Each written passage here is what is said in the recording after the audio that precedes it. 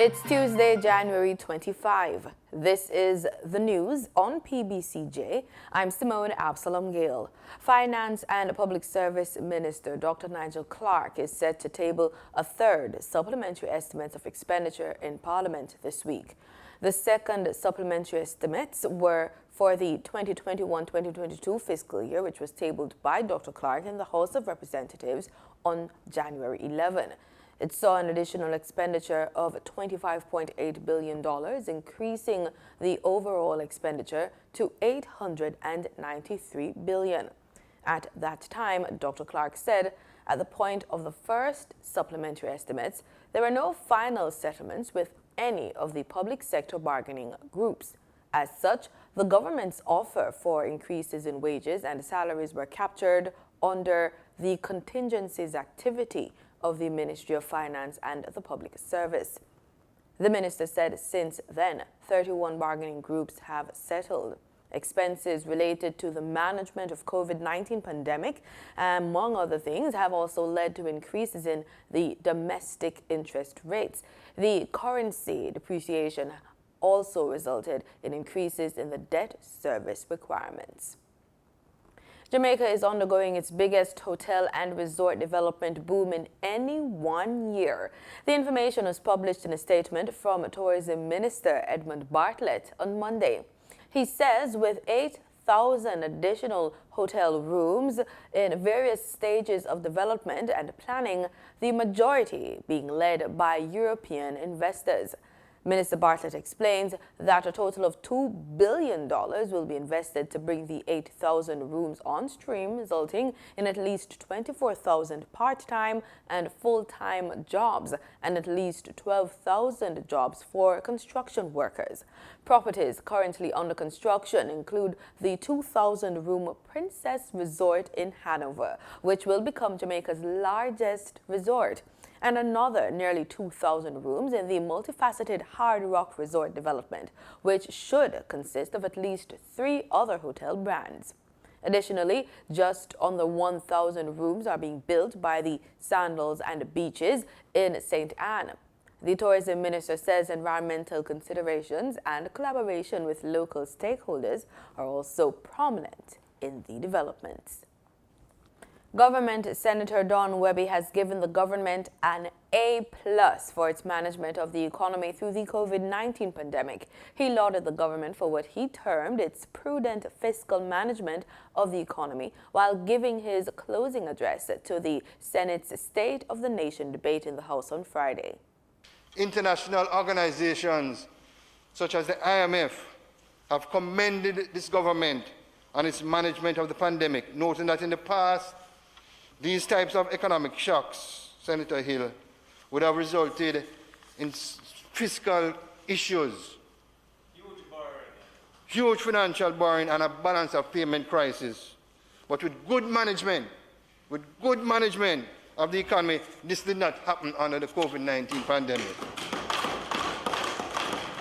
Senator Wehby notes the country's economic growth of 12.9% in the second quarter and another 5.8% in the third quarter of the year. The growth exceeds the pace of recovery of our Caribbean partners, our Caribbean peer countries. Mr. President, this is a clear testimony to the Jamaica's resilience as a country. But we are not out of the woods yet. We'll have to continue to make decisions that will help us to achieve full recovery to pre-pandemic performance. He also highlights the improvements in business and consumer confidence. Small business people,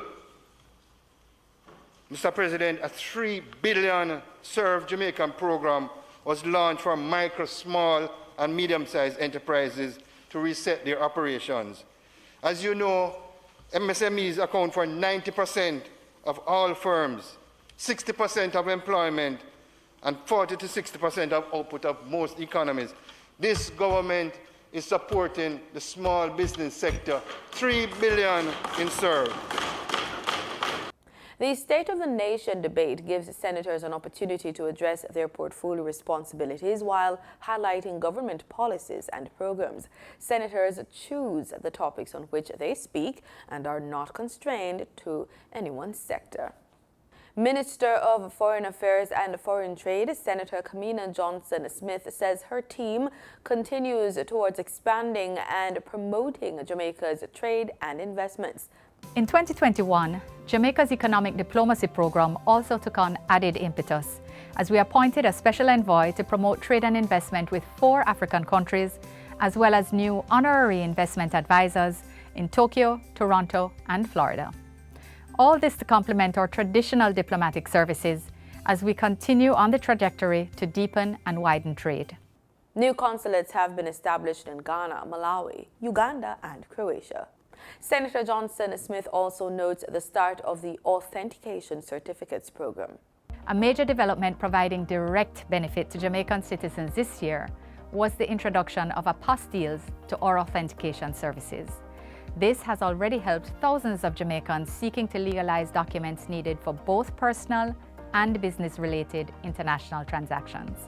Another significant milestone is the conclusion of diplomatic talks between Jamaica and the United States on improving the Ship Rider Agreement. This is in relation to the treatment of Jamaican nationals within U.S. borders. Indeed, the agreement itself provides for consultation to ensure its smooth operationalization, and the new protocols provide for a minimum regularity of exchanges, with scope for additional consultations as necessary. The Foreign Affairs and Foreign Trade Minister was speaking on a recent Year in Review JIS program. Chief of Defense Staff Rear Admiral Antoinette Wemyss-Gorman and Police Commissioner Major General Anthony Anderson on Monday briefed the government on the security challenges currently affecting the country. The newly appointed Jamaica Defense Force head spoke to preventative efforts being placed on border control, as well as strategies geared at addressing incidents of violence and the culture of violence.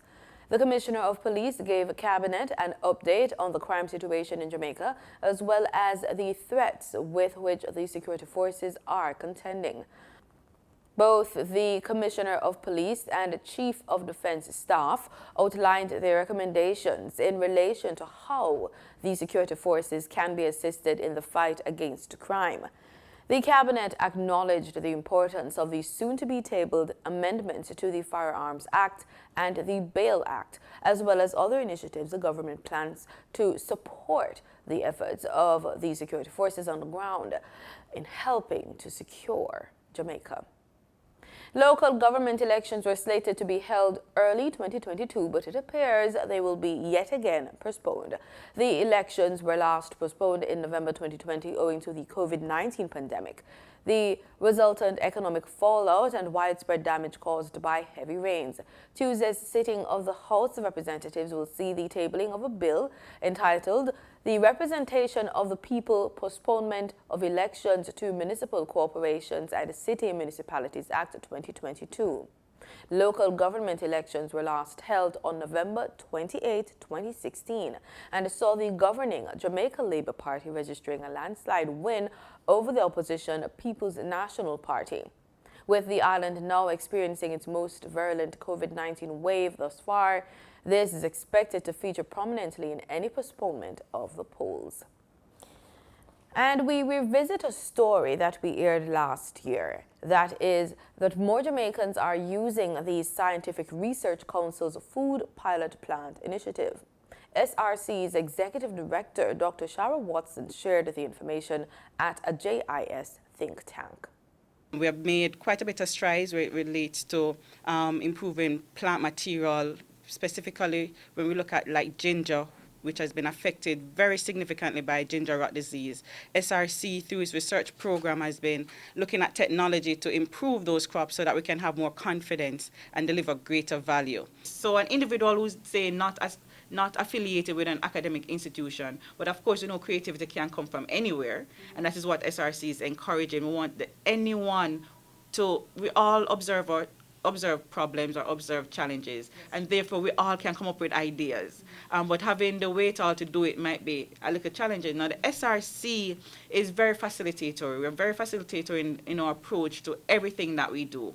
So we're encouraging persons, if you do have those ideas, engage us. If we are not able to directly assist you, we'll be able to help you find those linkages through our network. We have a very wide network globally that we can tap into.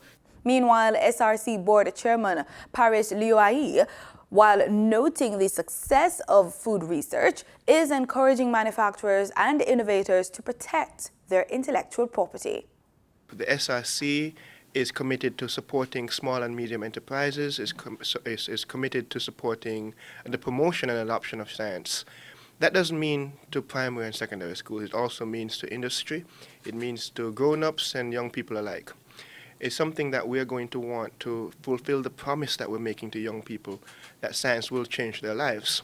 And this will be done through the facilitation of these small and medium businesses, but also how we're going to leverage intellectual property for them to make money. How are we going to use innovations to make companies make money? How we're going to develop and fulfill that promise to young people in terms of making their lives better for the use of science and technology. We now join Gabriel Thompson at the business desk to get a quick report.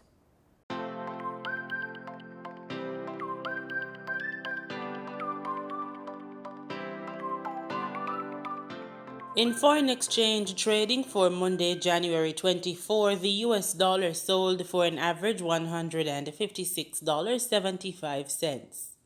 The Canadian dollar ended trading at $126.26. The pound sterling traded for $213.05, and the euro sold for an average $179.45. In Monday's trading session, the following reflect the movement of the JSE indices. The JSE index advanced by 872 points to close at under 400,000 units. The junior market index advanced by 68 points to close at over 3,000 units. The JSE combined market index advanced by 1,486 points to close at over 400,000 units, and the JSE All Jamaican Composite Index advanced by 24 points to close at over 400,000 units. Overall market activity resulted from trading in 99 stocks, of which 50 advanced, 35 declined, and 14 traded firm. Stocks advanced for Access Financial Services Limited, Barita Investments Limited, and CAC 2000 Limited. Stocks declined for 138 Student Living Jamaica Limited, AMG Packaging and Paper Company Limited, and Berger Paints Jamaica Limited. Trading firm were 1834 Investments Limited, Siboney Group Limited, and Derrimont Trading Company Limited. Spurtree Spices Jamaica Limited was the volume leader with over 4.7 million units, followed by Trans Jamaican Highway Limited with over 1.6 million units, and Mailpack Group Limited with over 1.5 million units. In market data for oil, prices bounced back on Tuesday, recovering some of the previous day's losses as growing tension in Eastern Europe and the Middle East fueled concerns over possible supply disruptions in an already tight market. Brent crude futures rose $1.21 or 1.5% to $87.52 a barrel, reversing a 1.8% fall in the previous session. West Texas Intermediate crude futures climbed $1.11 or 1.3% to $85.42 a barrel, having slid 2.2% on Monday. World equities, which often move in tandem with oil, are set for their biggest monthly drop since the pandemic hit markets in March 2020. Meanwhile, both WTI and Brent, fresh from hitting 7-year highs last week, are heading for monthly gains of over 12%. And with that, we close this Tuesday edition of the Business Report Inside the News on PBCJ. I'm Gabrielle Thompson. Pleasant viewing.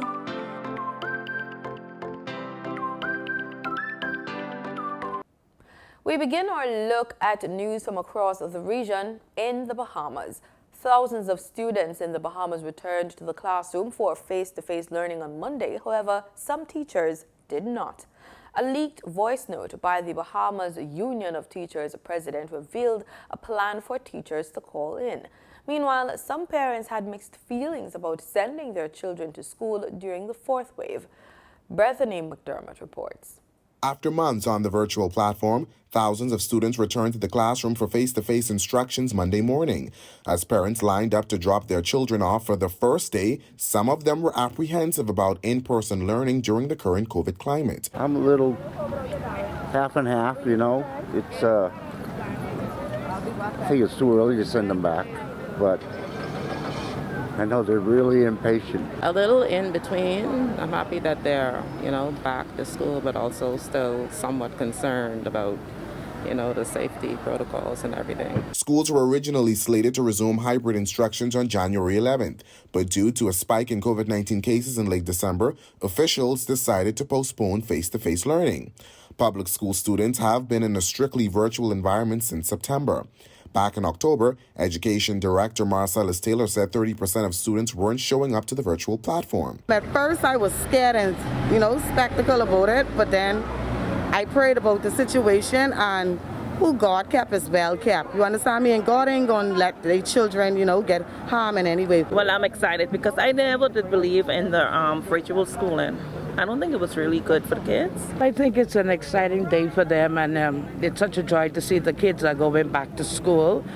And I know they're ready to embrace learning and every opportunity that presents itself. Schools welcomes 50% of their students today. Principals explained it will be different. However, the Bahamas Union of Teachers instructed its members to sit out today amid a myriad of issues. So far for the morning, no, we still have a lot of our teachers who have not signed in as yet for the morning, but we're hopeful that we would have the majority of them signing in this morning. We are aware of the industrial action that will be taken today, and so we expect to have some absentees from some of our teachers. We don't have that necessary consent of the availed in primary school. Despite the setback, principals are hopeful and had this bit of advice for parents still on the fence about bringing their students back to the classroom. We have gone through a very rigid preparation process to get these students in this morning. I guess when they see the process is actually working, they will be less reluctant, so it's important for us to make sure that the process works, that they can see that, and hopefully they will be able to have their students come back in this particular platform, which is the better learning environment for them. We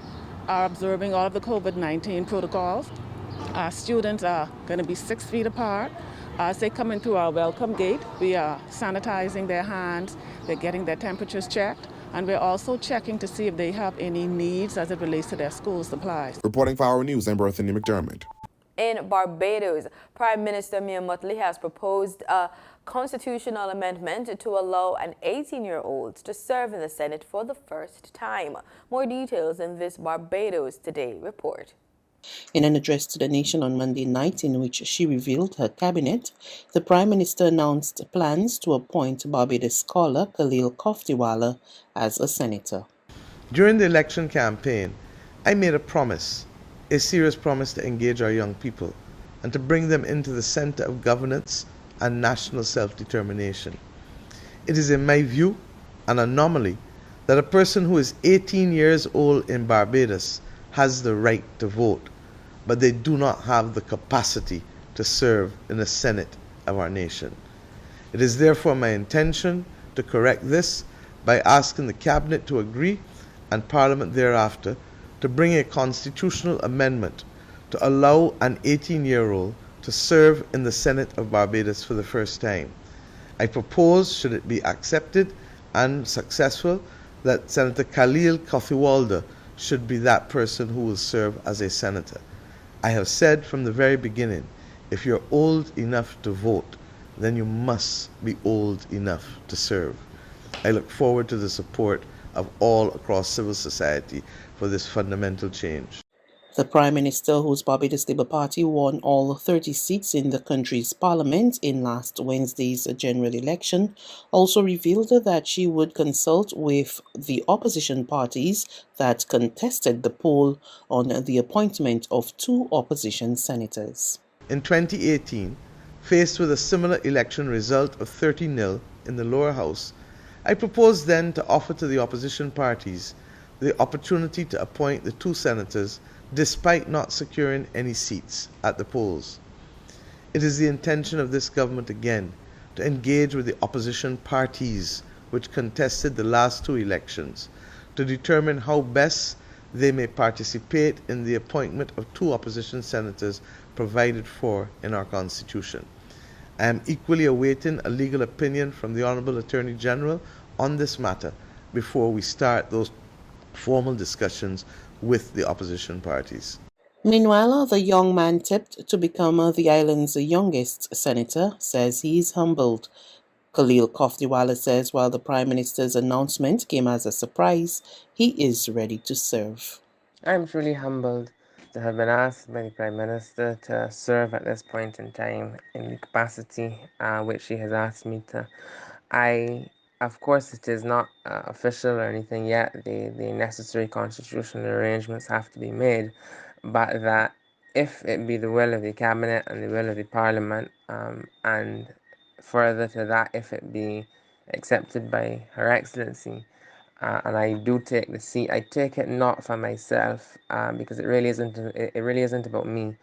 I do it for all young people, and particularly those who are in that category of being the youngest of the young, at 18 and 19 and 20 and 21, and even of younger age, who are often even more neglected than the other groups of young people. And so I do it for them, and I do it to be able to give voice and to be a physical manifestation of the fact that we as a group of people are equally deserving of representation at all levels.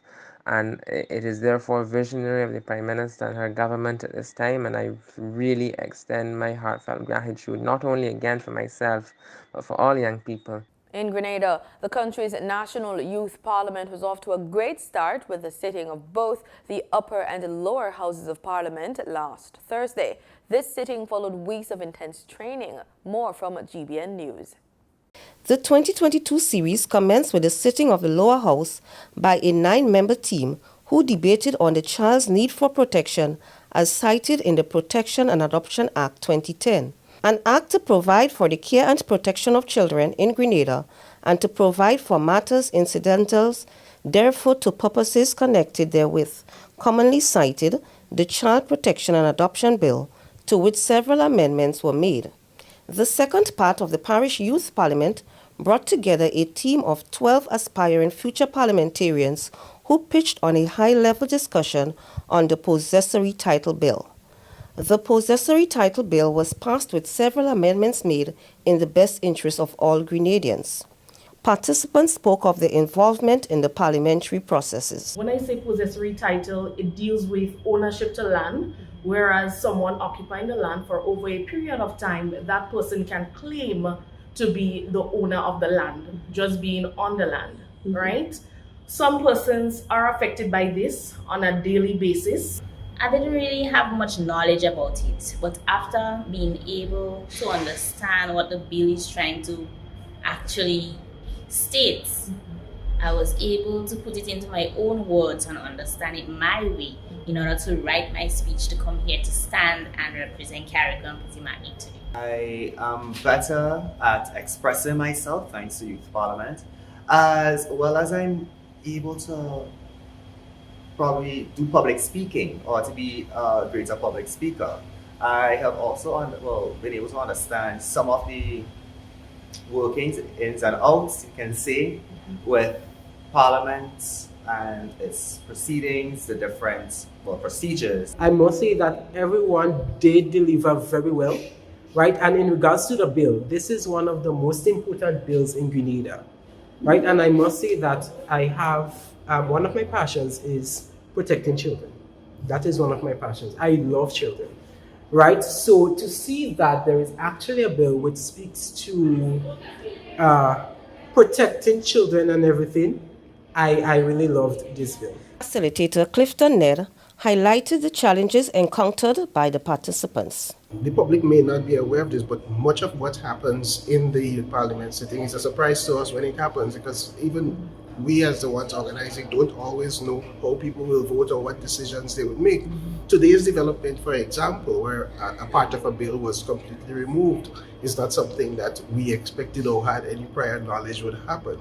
But I think two things are important here. One, that they had the autonomy to do with the bill as they felt they wanted to, but also that they had an understanding of what the rules are, so that they did with the bill within the framework of the proper procedure of Parliament. The final sessions for the parliamentary cycle will be held in March.